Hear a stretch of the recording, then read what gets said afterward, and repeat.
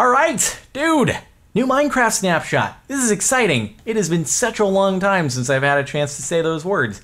I think it's been almost a year actually since 1.8 was released. Somewhere in that ballpark, so it's been a while. This is 15W31A. It's the first snapshot released for 1.9, also going to be known as the Combat Update, and as per the name, you might be able to guess, there's a lot of stuff related to fighting. The end has been completely overhauled, and it's super awesome, and because there's so much stuff added, I'm going to split it into a few different videos. So we'll start off here in the overworld, and then in the next one we'll move into the end and check out all the awesome stuff that has to offer. So let's jump right into things. Because it is the Combat Update, why don't we go ahead and start off with combat-related things. So now, on top of regular arrows, we have a whole bunch of different types of arrows. All of these have different status effects from potions that you can apply to them. There are no crafting recipes at the moment. You have to fetch these out of Creative, but I'm sure in the future snapshots before release, these will have actual crafting recipes. And then we've got a new status effect as well. It's called Glow, and it's from the Spectral Arrow. So why don't we grab that first, and we'll give it a little try as construction begins above me. So I'm going to place a spider down here, and we'll go ahead and shoot at it using the Spectral Arrow. So the Spectral Arrow has a little purple tail effect you can see, and then the spider now might not be apparent while I'm looking directly at it, but if I move farther away, I'm actually going to be able to see it through walls and surfaces. So it's kind of like this outline X-ray effect sort of thing, where I can still see the outline of the spider despite the fact that now I'm on the other side of this grass hill over here. So that's pretty cool. Allows you to track any of your wounded prey. So the spectral arrows don't do as much damage as regular arrows do, but it gives you this little advantage, I guess, that you're able to use. It does actually deal damage though, so if I shoot this dude enough, he will end up dying. So that was one thing. You may also notice when I draw back my bow and arrow now, over in my hotbar, it actually plays a little animation. So pay attention to the hotbar, and as I fire arrows here, it actually illustrates the pullback, which is just another nifty little feature. So why don't we grab another arrow out of here? Why don't we grab the invisibility arrow? So I assume when the crafting recipes are added, it'll be something like an arrow plus a potion, but who knows for sure. Hopefully you can do like a stack at a time.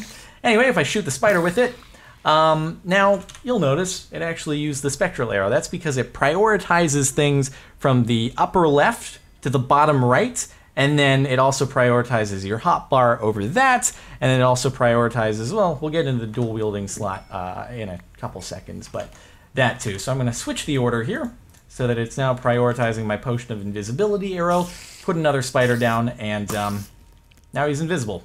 I'm not sure why I would want to do that, but if you ever feel like giving yourself more of a challenge by having to hit an invisible target, sure, I mean, you can do that, and he's gone now. So again, you can get any type of arrow based upon whatever potion you want. So say I wanted to inject myself with strength, for example, I can switch on over into survival, and go ahead, and because the strength arrow now is in my hotbar, it should prioritize that over either of the two arrows that are in my inventory. So I'm going to fire this up in the air, let it land on myself, and now I have a strength effect for 3 minutes. Nifty. So it harms me, but also does some good at the same time. I can do the same with like a regeneration arrow. I'm not sure why you would want to do this, but you can like, again, fire a regeneration arrow up in the air, and if I get it to land on me, now I have regeneration, even though I also hurt myself simultaneously.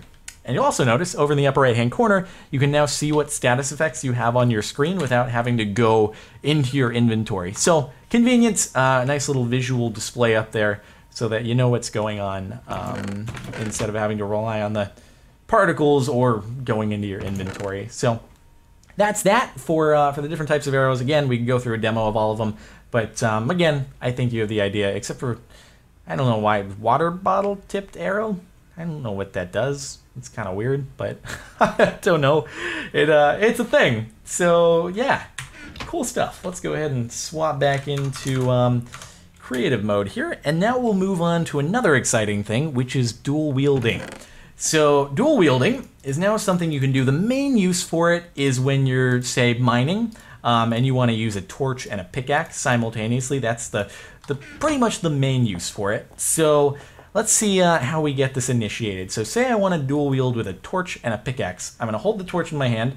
I'm going to press F, and that's a shortcut key. So now my torch is added to my left hand dual wielding slot. So if I go into my actual inventory here, that's this slot over here on the left. If we go into survival, it's this here. It's like the shield looking slot. Shields haven't been implemented, but I think they're slated to be added in the next snapshot. Don't quote me on that, but I've seen some, screenshots of it. So that's our dual wielding slot right there. And that's also a place if you want to prioritize a certain type of arrow over anything else in your inventory, you can put that type of arrow in the dual wielding slot and that'll be prioritized in your bow. So here we go. We have a torch in one hand. Now I can just scroll to my second item. Hey, Mr. Skeleton.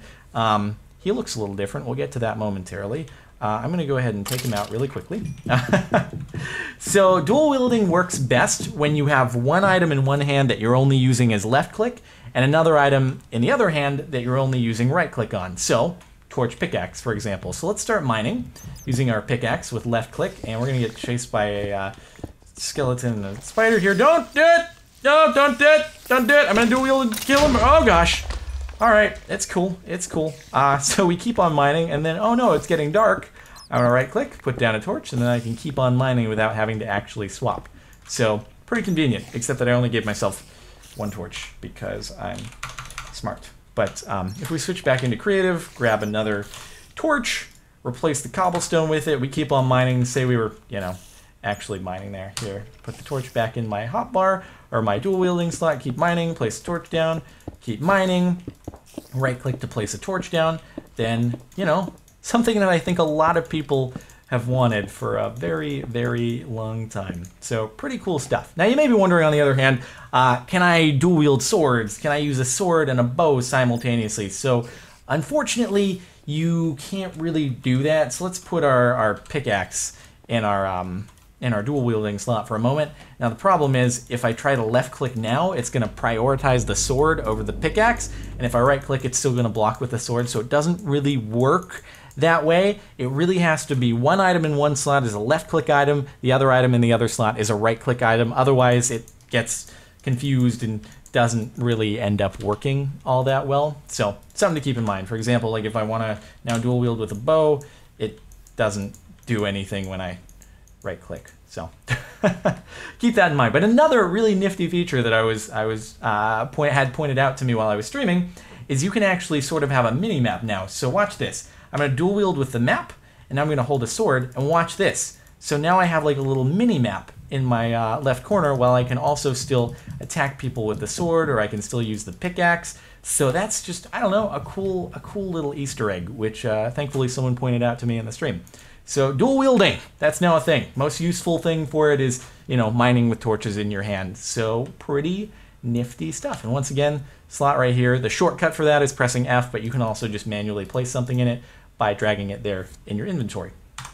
Dual wielding in a nutshell. So I'm going to go ahead and clear that out of there, and we will move on to the next feature, which is some sick beets, dude. So, all right, new type of food, beets. So we have beetroot seeds. I gave myself some bone meal so we can do that, and then a bowl so that we can make some beet soup. So let's put down some of the beetroot seeds right here, and then as usual, you can use bone meal to grow them, and this is what they look like when they're fully grown. They look like beets, and I'm gonna drop some sick beets as soon as I'm not in creative mode anymore. One sec. There we go. All right, so if I punch these, it drops beets and beetroot seeds. It doesn't guarantee you a seed drop every time, so it feels like it drops seeds less frequently than most other crops, but it is what it is. And now we can drop some sick beets. I had to do it. All right, so from here we can actually make. Let me set it back into daytime. We can make some beet stew. So it's made kind of like a sign, but using a bowl and beetroot. So let's do this. And then we got some beetroot soup, and we can use that as some food as soon as I, exhaust my hunger a little bit. So while we're waiting for that to happen, just a little small minor tweak to point out, which is that now when you put down glass and bars without any supporting blocks around them, it just looks like a 2x2 little pillar thing with the iron bars and the glass panes. So not a big deal, but figured it was worth pointing out. Now let's eat some beet stew. Yeah, drop some beets down into my stomach, that is. All right, so next up, you've got grass paths. So with grass paths, this is I guess this was on Pocket Edition, but it hadn't been added to the PC version. So if you take a shovel and you right click on grass, it does consume some durability, but you're able to make this path, which is 1 pixel height below the standard surface level for grass or any other block. So kind of nifty. And so that's what I use to carve out this little path right here. So just a nice new aesthetic option if you want to carve out a path, or I guess it's good if you want to be able to sort of track your own movement, although, I don't know, sort of like breadcrumbs, though it can be a little bit tedious since you have to actually destroy the tall grass in order to do it. It doesn't go through the tall grass. But yeah, that's that. Grass paths, and you can get the grass path block by doing a middle mouse click on it. No, you can't. Never mind. Well, hold on. I'm in, you know, would be better if I was in creative. Yeah, if you do middle mouse, you can get the block, but I don't think it actually shows up if you search it in the creative menu. So it's hidden, but you can get it by giving it yourself or just middle mouse clicking there. So yeah, grass path block, nifty stuff. Next up, minor change. It's kind of useful for adventure maps and whatnot, which is that armor stands can now dual wield as well. So if you use a command block, you have to do a command block for this. You can spawn an armor stand that has arms, and then you can also use another command to summon it so that it's dual wielding, or you can use one command to summon it all. But yeah, just, you know, nifty for aesthetic purposes with adventure maps and that sort of stuff. All right, next up. So we've got some new stuff, most notably with skeletons, but also with zombies as well, which is that, so zombies can now dual wield, or they can carry things in their left hand. I guess it's just based on random chance with what you get. But here we go. We'll place down a skeleton, and you'll notice now, as you got a sneak preview earlier, that the skeleton kind of just chills with his bow at his side.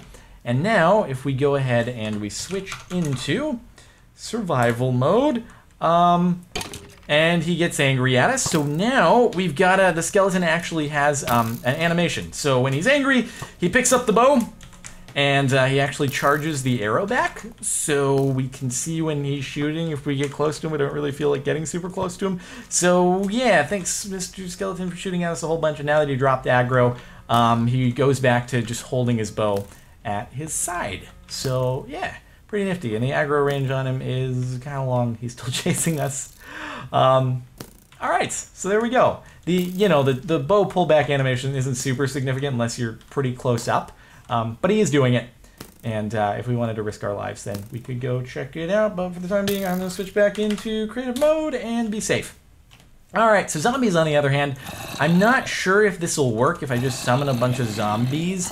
Might have to be one that you find just out in the wild, or I'm not sure if I drop a sword at the feet of one of them, if it'll work. Here, take it. Take the sword, one of you.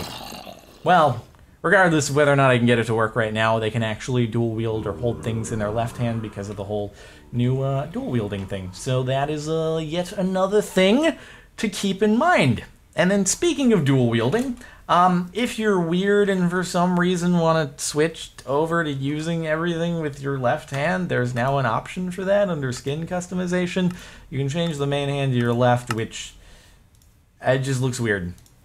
I don't know, but I mean, whatever floats your boat if you want to use that. It's an option that's there for you. So, on that note, that's most of the stuff that there is to go over in the overworld. So, hopefully you've enjoyed. If you have, a rating would be super duper very much appreciated. Maybe we could go for 15 likes, given the snapshot 15W31A. And yeah, stay tuned. In the next videos, we'll go into the end and we'll check out all the stuff that there is to see there. But that'll do it for the overworld. So thanks so much for watching. Stay tuned once again, and I'll see you in the next video. Bye-bye.